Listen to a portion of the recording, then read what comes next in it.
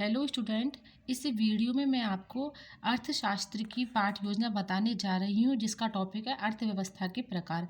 तो देख लीजिए, सबसे पहले इस प्रकार से फॉर्मेट हम बनाएंगे। विद्यालय का नाम, कक्षा, विषय, दिनांक, समयावधि, प्रकरण।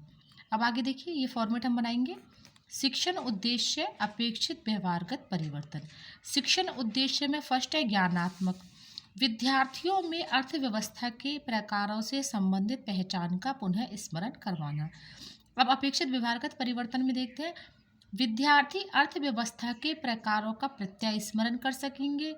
दूसरा है, विद्यार्थी अर्थव्यवस्था के प्रकारों का प्रत्याभिज्ञान कर सकेंगे। अब देखते हैं, दूसरा उद्देश्य है अवबोध। विद्यार्थियों को अर्थव्यवस्था के प्रकारों से संबंधित तथ्यों का अवबोध करवाना। इसमें देखते हैं, पहला है, विद्यार्थी अर्थव्यवस्था के विभिन्न विषयों की व्याख्या कर सकेंगे। विद्यार्थी अर्थव्यवस्था के प्रकारों में अंतर स्पष्ट कर सकेंगे। तीसरा है ज्ञान उपयोग। विद्यार्थियों को अर्थव्यवस्था से संबंधित ज्ञान का प्रयोग करने की योग्यता का विकास करवाना। इसमें पहला है, अपेक्षित व्यवहारगत परिवर्तन में विद्यार्थी अर्थव्यवस्था के प्रकारों में सीखे गए ज्ञान का उपयोग अपने भावी जीवन में कर सकेंगे। दूसरा, विद्यार्थी अर्थव्यवस्था के विभिन्न तत्वों का विश्लेषण कर सकेंगे। चौथा है कौशल। विद्यार्थियों में उपभोक्ता के प्रकार से संबंधित व्यवहारिक कुशलता अर्जित करवाना। अब इसमें देखते हैं, पहला, विद्यार्थी अर्थव्यवस्था के विभिन्न विषयों को समझने की कुशलता का विकास कर सकेंगे। फिर दूसरा है, विद्यार्थी अर्थव्यवस्था के विषयों को सूचीबद्ध करके तालिका तैयार कर सकेंगे। अब है अगला, अभिरुचि। विद्यार्थियों में अर्थव्यवस्था के विकास से संबंधित समस्याओं और नियमों के प्रति रुचि विकसित करवाना। इसमें पहला है, विद्यार्थी अर्थव्यवस्था के विभिन्न प्रकारों से संबंधित गतिविधियों के अध्ययन में रुचि ले सकेंगे। विद्यार्थी अर्थव्यवस्था के प्रकारों पर आपसी समस्याओं पर विचार विमर्श करने में रुचि ले सकेंगे। अब है अभिवृत्ति। विद्यार्थियों में अर्थव्यवस्था के प्रकार से संबंधित सकारात्मक व सृजनात्मक दृष्टिकोण विकसित करवाना। इसमें पहला है, विद्यार्थी अर्थव्यवस्था के प्रकारों के प्रति सकारात्मक दृष्टिकोण का विकास कर सकेंगे। दूसरा है, विद्यार्थी अर्थव्यवस्था के तत्वों पर समीक्षात्मक दृष्टिकोण का विकास कर सकेंगे। अब देखते हैं सहायक सामग्री। सहायक सामग्री में लपेट फलक, शामपट, चौक, डस्टर, झाड़न, चार्ट, मॉडल, संकेतक आदि। पूर्व ज्ञान। विद्यार्थी अर्थव्यवस्था के बारे में सामान्य जानकारी रखते हैं। अब इस प्रकार का फॉर्मेट हम बना लेंगे प्रस्तावना के लिए। क्रम संख्या, छात्र, अध्यापिका क्रिया और छात्र क्रिया। इसमें पहला प्रश्न है, शक्कर मिल या फैक्ट्रियों पर किसका उत्पादन किया जाता है। छात्र क्रिया हम लिखेंगे शक्कर का उत्पादन। अब दूसरा प्रश्न हम पहले प्रश्न के उत्तर से बनाएंगे। शक्कर उत्पादन के लिए किसका प्रयोग किया जाता है। छात्र क्रिया हम लिखेंगे गन्ने का। तीसरा है, गन्ना का उत्पादन कहाँ से होता है। छात्र क्रिया हम लिखेंगे खेती से या कृषि से। चौथा प्रश्न है, कृषि किस प्रकार की व्यवस्था की प्रणाली है। फिर इसमें लिखेंगे अर्थव्यवस्था। पांचवा प्रश्न है, अर्थव्यवस्था के प्रकारों के बारे में आप क्या जानते हैं। तो ये हो जाएगा हमारा समस्यात्मक प्रश्न। अब हम देखते हैं उद्देश्य कथन। आज हम अर्थव्यवस्था के प्रकार के बारे में विस्तार पूर्वक अध्ययन करेंगे। शिक्षण बिंदु में फर्स्ट है, पूंजीवादी अर्थव्यवस्था का अर्थ। दूसरा है, सामाजिक अर्थव्यवस्था का अर्थ। और तीसरा है, मिश्रित अर्थव्यवस्था। अब आगे देख लीजिए, आगे वाले पेज पर इस प्रकार का हम फॉर्मेट बनाएंगे। क्रम संख्या, शिक्षण बिंदु, छात्रा, अध्यापिका क्रियाएं, छात्र क्रियाएं, विधि प्रविधि, सहायक सामग्री और शामपट सार। शिक्षण बिंदु में फर्स्ट है, पूंजीवादी अर्थव्यवस्था का अर्थ। छात्रा अध्यापिका क्रियाएं में विकासात्मक प्रश्न में पहला प्रश्न, उत्पत्ति के सभी साधनों पर किसका नियंत्रण होता है।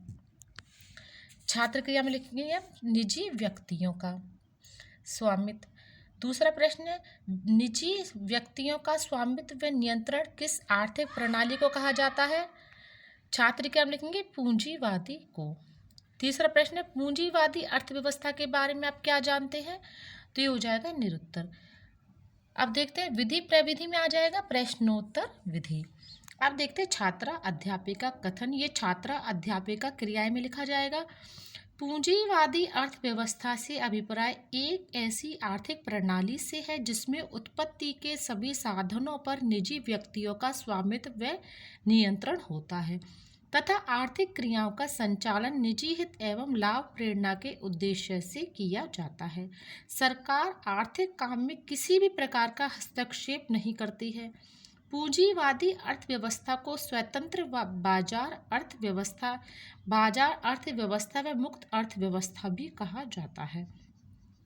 छात्र क्रिया में लिखेंगे हम, विद्यार्थी ध्यान पूर्वक सुनेंगे।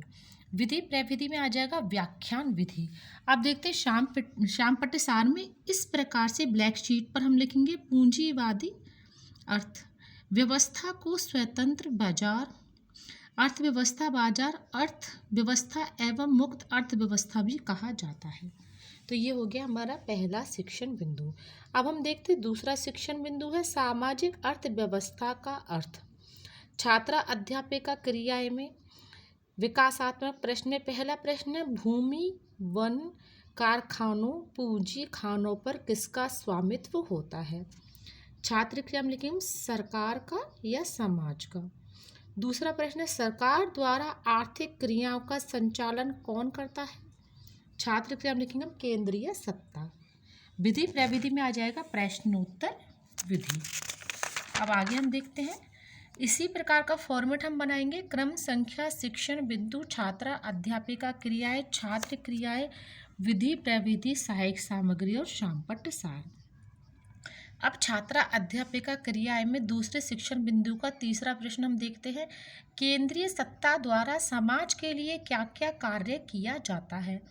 छात्र क्रिया में लिखेंगे सामूहिक हित व कल्याण के उद्देश्य। चौथा प्रश्न है, सामाजिक अर्थव्यवस्था के बारे में आप क्या जानते हैं? ये हो जाएगा संभावित उत्तर। अब हम देखते हैं छात्रा अध्यापिका कथन। ये छात्रा अध्यापिका क्रियाएं में लिखा जाएगा। सामाजिक अर्थव्यवस्था से अभिप्राय एक ऐसी आर्थिक प्रणाली से है जिसमें उत्पत्ति के सभी साधनों पर सरकार द्वारा अभिव्यक्त संपूर्ण समाज का स्वामित्व होता है तथा आर्थिक क्रियाओं का संचालन एक केंद्रीय सत्ता द्वारा सामूहिक हित एवं कल्याण के उद्देश्य से किया जाता है। कार्ल मार्क्स द्वारा विकसित समाजवादी विचारधारा से प्रभावित होकर सन 1917 में रूस में क्रांति हुई एवं समाजवादी अर्थव्यवस्था का प्रारंभ हुआ। छात्र क्रिया में हम लिखेंगे छात्र ध्यान पूर्वक सुनेंगे। विधि प्रविधि में हो जाएगा व्याख्यान विधि। अब हम देखते हैं श्यामपट्ट सार इस प्रकार से ब्लैक शीट पर हम लिखेंगे, समाजवादी अर्थव्यवस्था को समान अर्थव्यवस्था अथवा केंद्रीय नियोजित अर्थव्यवस्था भी कहा जाता है। अब हम देखते हैं तीसरा शिक्षण बिंदु है मिश्रित अर्थव्यवस्था। छात्रा अध्यापिका क्रिया में विकासात्मक प्रश्न में पहला प्रश्न हो जाएगा, अर्थव्यवस्था को मुख्य रूप से कितने भागों में बांटा गया है? छात्र क्रिया में लिखेंगे 3 भागों में। दूसरा प्रश्न है, इन 3 भागों के नाम बताइए। तो 3 भागों के नाम है पूंजीवादी, सामाजिक एवं मिश्रित। तीसरा प्रश्न है, मिश्रित अर्थव्यवस्था के बारे में आप क्या जानते हैं? तो ये हो जाएगा संभावित उत्तर। इसमें विधि प्रविधि में आ जाएगा प्रश्नोत्तर विधि। अब आगे देख लीजिए, इसी प्रकार का फॉर्मेट क्रम संख्या शिक्षण बिंदु छात्र अध्यापिका क्रिया छात्र क्रिया विधि प्रविधि सहायक सामग्री और शामपट्ट सार। सहायक सामग्री में आपको मिनिएचर भी लगाने हैं, आप इसे टॉपिक के हिसाब से लगा लीजिए। छात्रा अध्यापिका क्रियाएं में छात्रा अध्यापिका कथन, यह आर्थिक प्रणाली पूंजीवादी व समाजवाद दोनों के आर्थिक लक्षणों का देश की आवश्यकता के अनुसार समावेश करने का एक प्रयास है। मिश्रित अर्थव्यवस्था एक ऐसी प्रणाली है जिसमें निजी और सार्वजनिक क्षेत्र दोनों का सह अस्तित्व होता है। यह निजी उपक्रम तथा निजी लाभों का समर्थन करती है, परंतु साथ ही साथ संपूर्ण समाज के हितों की रक्षा के लिए सरकार के अस्तित्व को भी महत्वपूर्ण मानती है।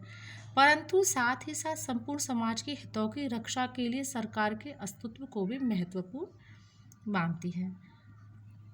छात्र क्या लिखेंगे? विद्यार्थी ध्यानपूर्वक सुनेंगे। विधि प्रविधि में जाएगा व्याख्यान विधि।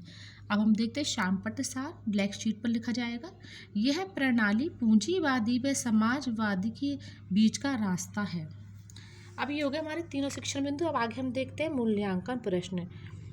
निम्नलिखित प्रश्नों में सही विकल्प का चुनाव कर कोष्ठक में लिखिए। पहला प्रश्न है, निम्न में से कौन सी आर्थिक प्रणाली लोगों को निजी संपत्ति का अधिकार देती है? इसमें फर्स्ट ऑप्शन है पूंजीवादी, सेकंड ऑप्शन है समाजवादी, थर्ड है पूंजीवादी व समाजवादी दोनों, और फोर्थ है कोई नहीं। अब हम आगे देखते हैं। निम्नलिखित प्रश्नों में सही व गलत का चुनाव कर रिक्त स्थानों की पूर्ति कीजिए। दूसरा प्रश्न, सन 1760 से 1820 में विश्व में अर्थव्यवस्था का उदय हुआ, पूंजीवादी या समाजवादी? तीसरा प्रश्न, अर्थव्यवस्था को मुख्य रूप से भागों में बांटा गया है, 2 या 3? अब आगे देखते हैं। निम्न प्रश्नों में सही गलत का चुनाव कीजिए। चौथा प्रश्न है, पूंजीवादी अर्थव्यवस्था को मुक्त अर्थव्यवस्था भी कहते हैं, सत्य या असत्य? पांचवा प्रश्न है, गन्ना का उत्पादन कृषि से प्राप्त होता है, सत्य या सत्य? अब आगे देखते हैं। निम्न प्रश्नों के उत्तर 4 से 5 पंक्तियों में दीजिए। छठा प्रश्न है, सन 1917 में रूस में किस क्रांति का उदय हुआ? अगला प्रश्न है, समाजवादी अर्थव्यवस्था के बारे में आप क्या जानते हैं, समझाइए। अब हम देखते हैं आगे गृह कार्य। इसमें पहला प्रश्न है, पूंजीवादी अर्थव्यवस्था पर संक्षिप्त टिप्पणी लिखिए। दूसरा प्रश्न है, समाजवादी व मिश्रित अर्थव्यवस्था में अंतर स्पष्ट कीजिए। अब देख लीजिए, ये हो गया हमारा अर्थशास्त्र का एक और लेसन प्लान। आप इसी फॉर्मेट को ध्यान में रखकर अर्थशास्त्र के और भी लेसन प्लान बना सकते हैं। Thank you.